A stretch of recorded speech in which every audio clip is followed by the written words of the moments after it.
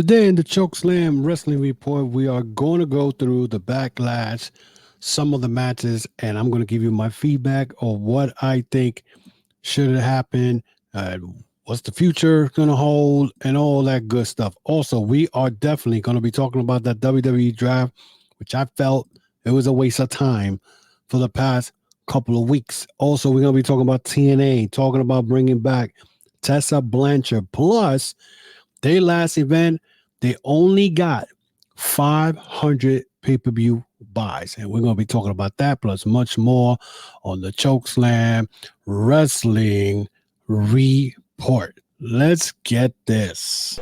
Is the moment we've all been waiting for the thousands in attendance and the millions watching around the world. Ladies and gentlemen, let's get ready to rumble!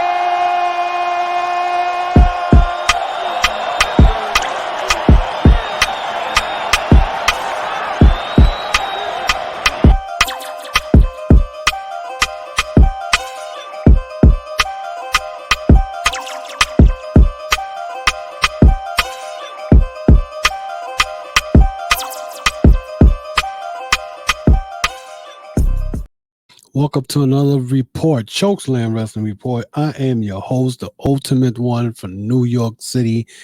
And let's talk about Backlash. Now, Backlash was in France, and France was lit, very lit.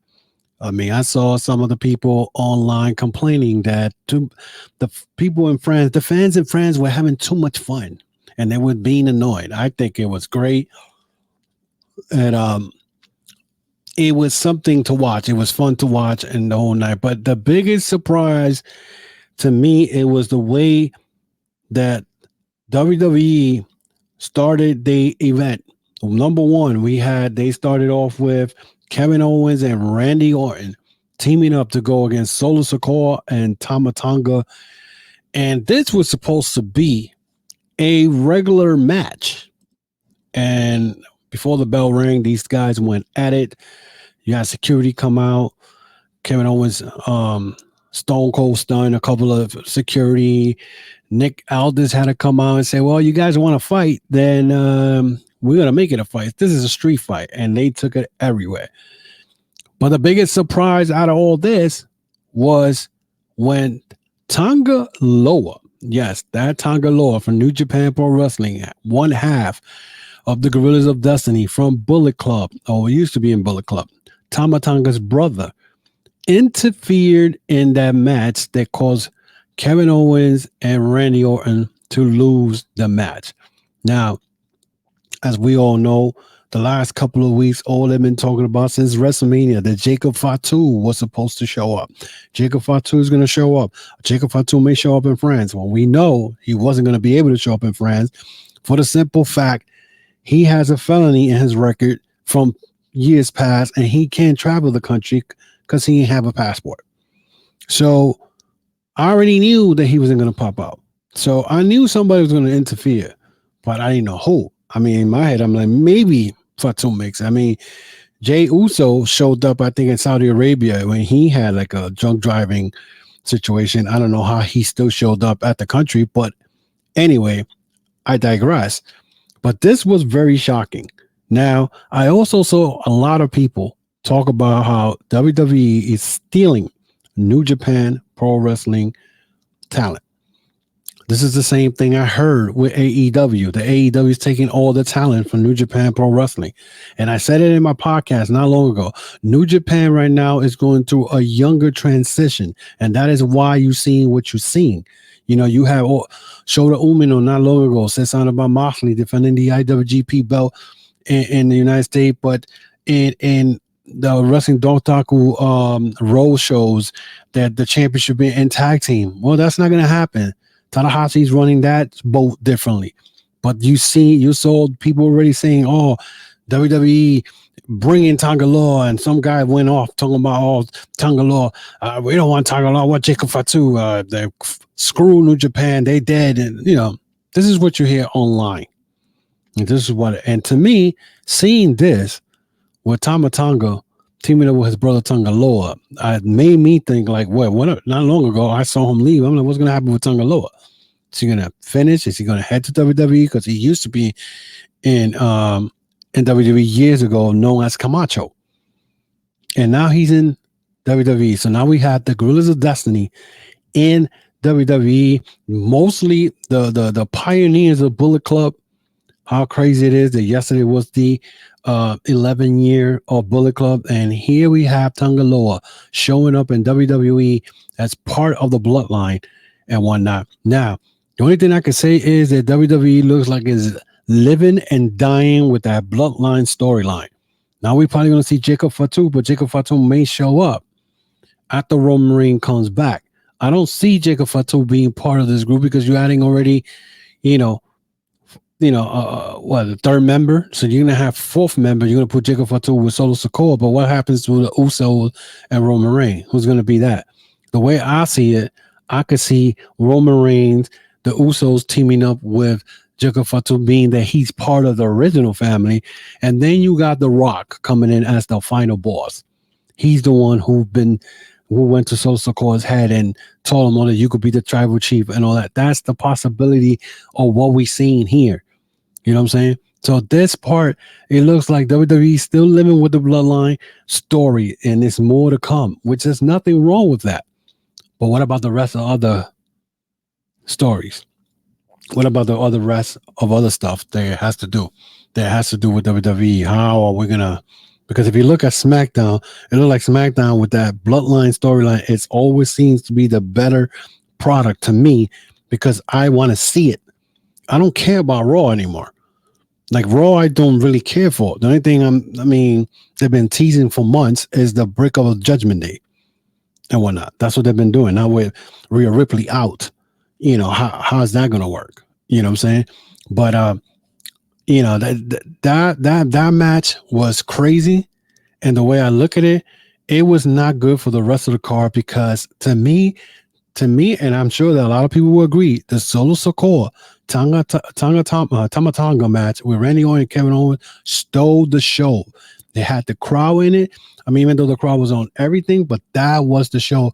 And the sadly thing is that the Bayley versus Naomi and Tiffany Stratus had to follow that and whatnot. And I'm sure they couldn't do it. I mean, the match was pretty good but Bayley, Naomi, and Tiffany, with Bayley retaining the belt. But my thing with all this is, okay, you gave Naomi the title shot. Bayley pinned Naomi. The only one I could think now is that Tiffany's going to get a one-on-one because she never got pinned in the three-way, which is kind of, protecting her. I still think Tiffany's they're pushing her too fast. The same way they're pushing Jay Cargill. They're pushing her too fast and whatnot. And she, even though she didn't get pinned, but she lost. She was part of the losing effort of gaining that belt. Now, what's going to happen next? I don't know. We could see probably Bayley versus Tiffany Stratton one-on-one somewhere down the line. She's going to attack us some way, somehow.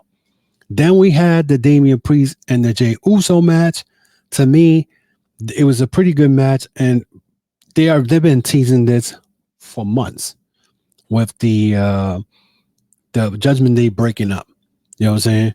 Ryan McDonough showed up, and Damian Priest was pissed off because he told him, "Why are you doing here? I told you I don't want no help." Then Finn Balor showed up. He tried to help, and at the end, even though Damian Priest retained the belt, but McDonough and Balor decided to attack Jey Uso, and Mr. Damian Priest was not too happy about that. So where this leads to, we could see these guys, Finn Balor and Ryan McDonough, or whatever his name is, McDonough, whatever his name is, cost Damian Priest his title, because I have a feeling that the next guy who's going to be up for that belt is Gunther, because he's not going to go at the Cody Rhodes, since Cody Rhodes is SmackDown, but I could see Gunther going after that belt. You know what I'm saying? And I could see him getting that belt and whatnot. So even though Raw right now looks weak because you got CM Punk hurt, you got I believe Seth Rollins hurt, you got Rhea Ripley hurt, I think Drew McIntyre is hurt also. So you got a bunch of people hurt, but Even though I think the only story out of that I see is the Judgment Day situation. Anything else, I don't care. You know what I'm saying? I don't care at all. So, but even though that Jey Uso losing to Damian Priest, where does he go from here?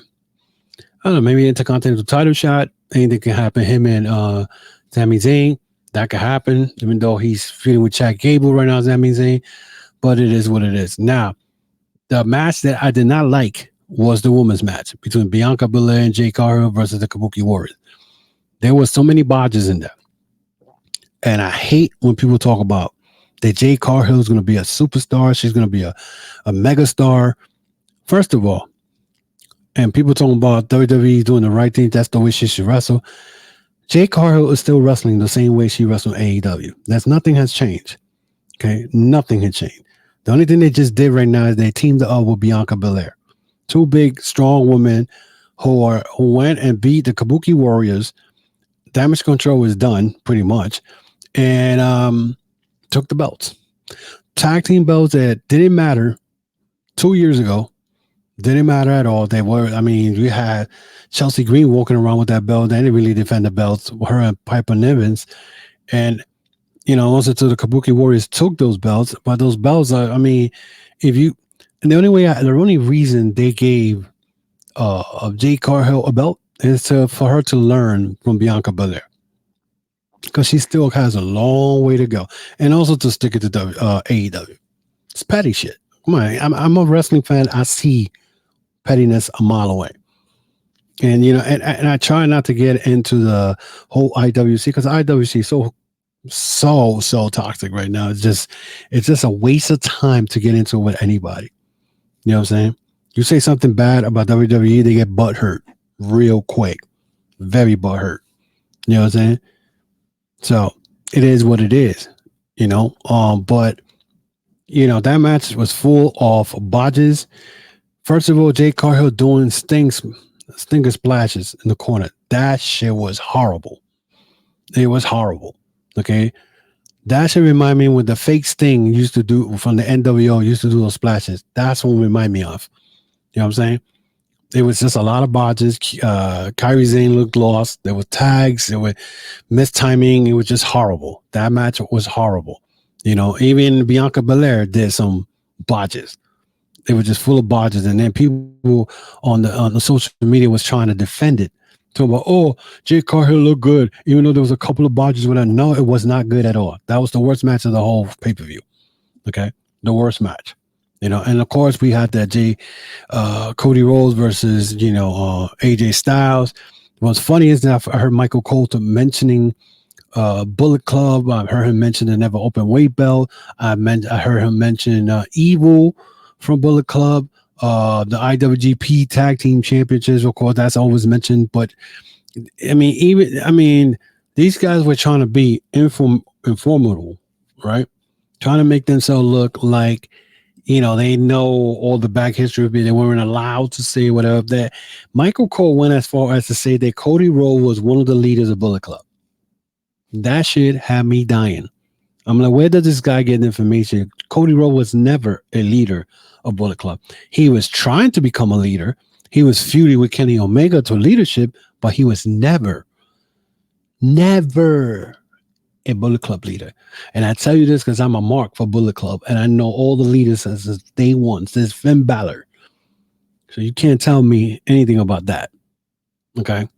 My boy Mike put me on a Bullet Club. When I first saw them, I thought, I was like, oh, look at these copycats from NWO. But after that, I got hooked. So, and this was when AJ Styles was already there as IWGP champion. He had just beaten Kazuchika Okada. So how Michael Cole gets that, where he get that Cody was a Bullet Club leader. But anyway, I digress. The match was pretty good, and I feel that they did very well. Now, the question is, where are they going to go with this? Are they going to take this to another level? Who's going to be Cody Rhodes' next challenger? AJ Styles, of course, he's already in his toward the end of twilight of his career, and he's a two-time WWE champion. I think he was the last guy to win the WWE title outside of the United States. I think it was the UK a couple of years ago. I don't remember, but it is what it is. But it was a pretty good show. But we'll see what happens. But speaking of WWE, let's talk about the draft.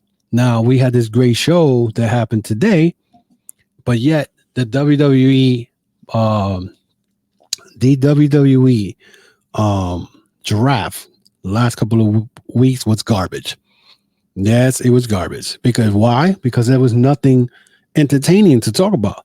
The only thing that I felt that it was that caught my eye was that they brought Dragunov from NXT up to WWE Raw, when now he could face again Gunther, which they had when Gunther was known as Walter in NXT. That will be a great match. These guys went at. I think it was Dragunov who beat Gunther for the NXT title. Although I think it was it was the UK title. So, that's the only thing that happened. I mean, the champions were saved from in their brand.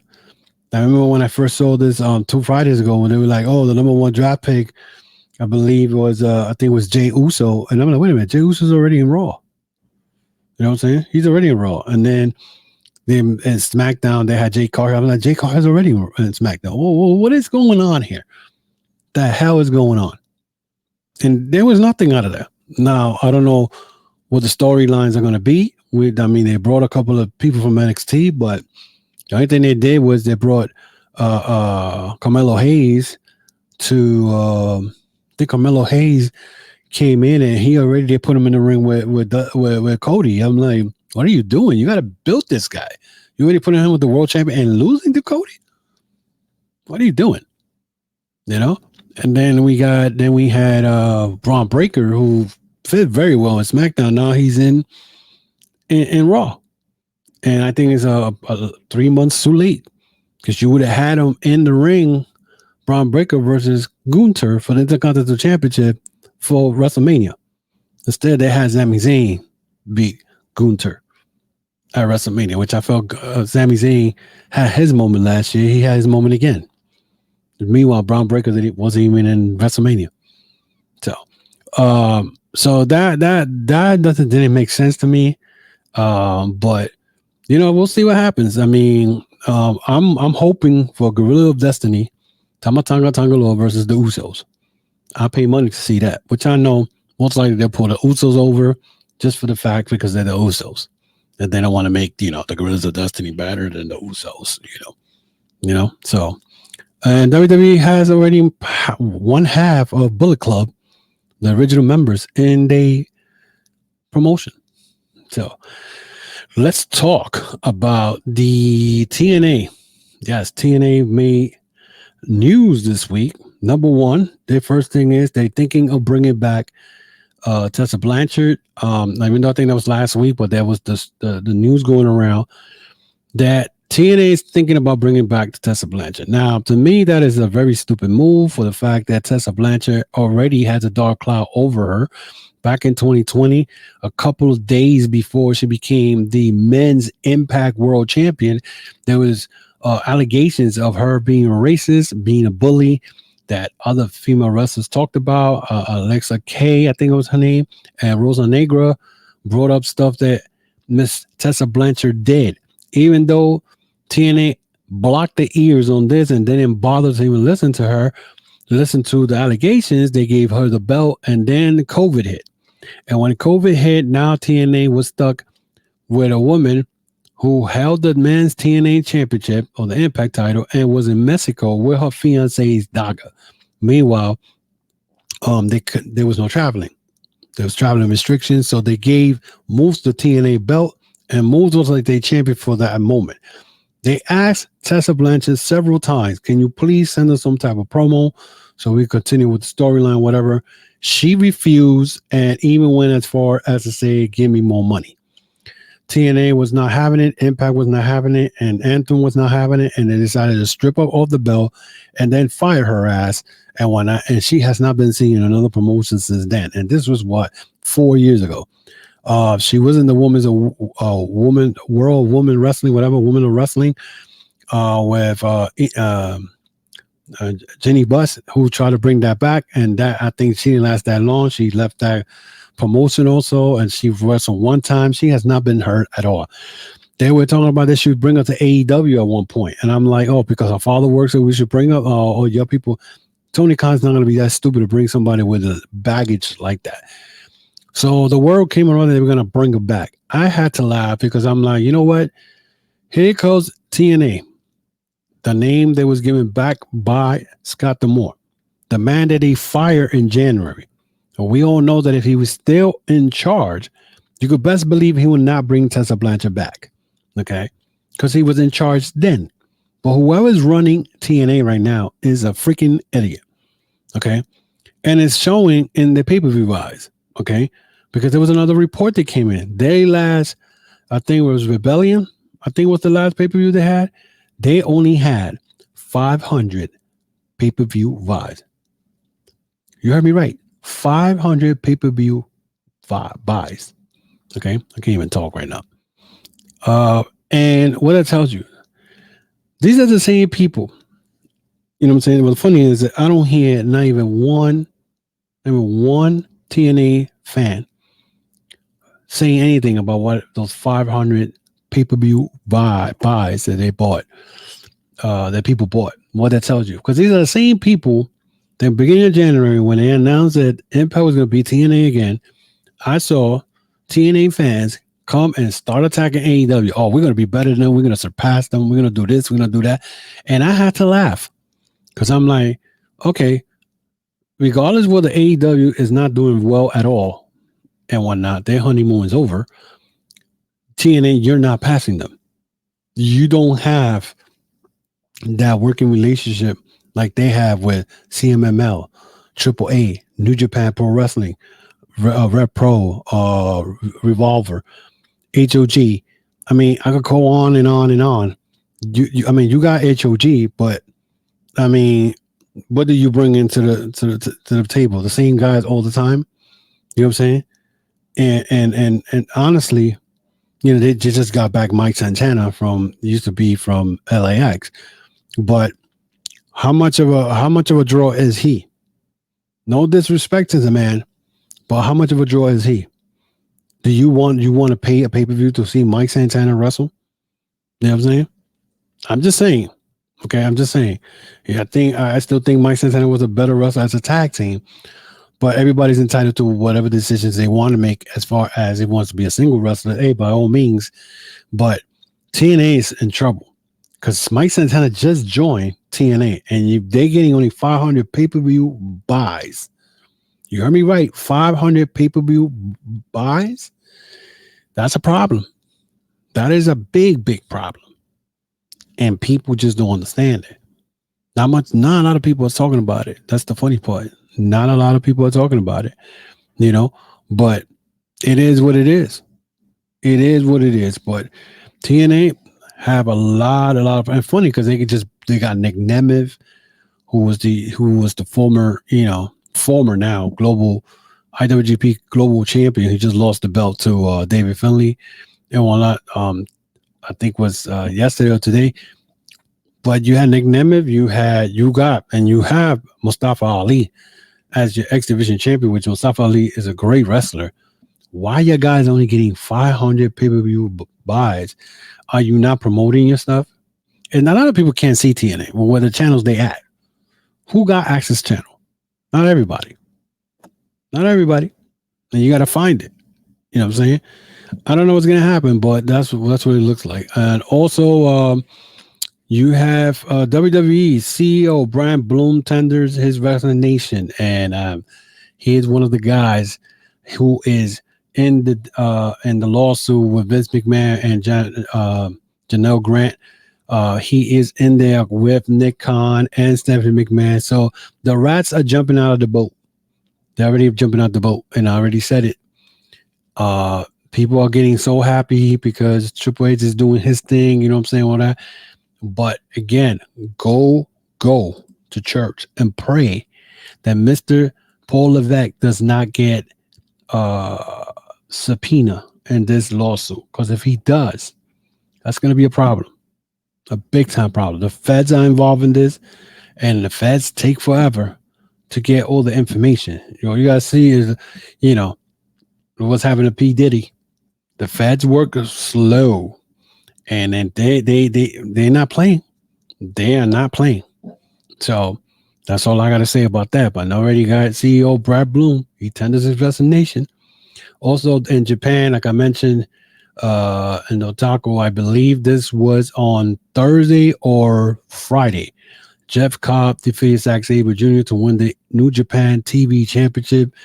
I had my boy Mike saying that New Japan does not know how to book Zack Sabre Jr. I'm like looking at him like, what? First of all, the reason he got that title, the New Japan TV Championship, I believe maybe New Japan did not want Matt Riddle to keep it too long. And you could tell Matt Riddle did not sold his defeat to Zack Sabre. So that goes show you what type of guy he is. So they gave the belt to Zack Sabre to get it. And then, of course, the guy that he lost was Jeff Cobb, which makes a lot of sense because Jeff Cobb and Zack Sabre Jr. went to 2 time limit draws, I think it was last year, for that same belt. So why not lose the belt to the guy who he went 2 time limit draws to? Let him get the belt because Zack Sabre Jr. belongs in the world title picture. And he's going to be in the world title picture. But people, you know, what it is, a lot of people just want everything right away, quick. And it doesn't work that way. You gotta let it marinate. Let things marinate. New Japan is not WWE. New Japan has a 2-year storyline set up. Okay? But you just gotta have patience for this. And you guys don't have patience. That's the problem. You know? But it is what it is. But I am done and whatnot for this episode right now. I thank you very much for supporting the podcast. Keep subscribing, guys. Hit that notification bell. Share, subscribe, hit that thumbs up. Helps the channel greatly and whatnot. We're on a mission to 500 subscribers and whatnot. We're still at 348.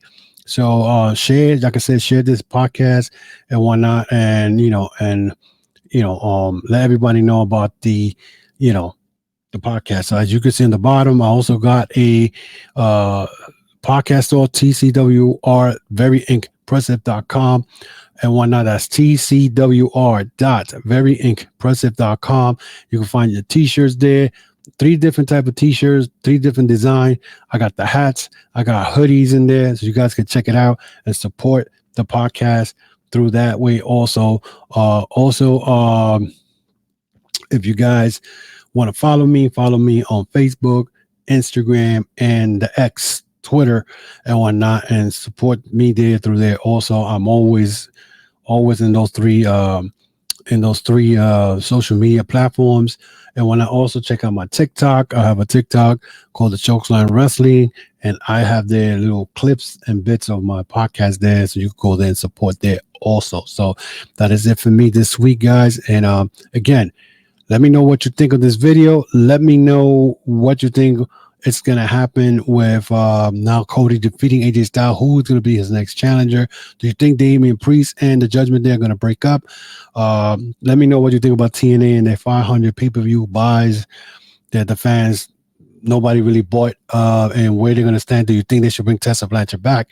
Let me know about that. And, of course, I will answer back. Until then, guys, be good. I will not pull a video next week. I'll be on vacation. It's my birthday week. I will be back the following week. Until then, guys, be safe, and I'll see y'all guys soon.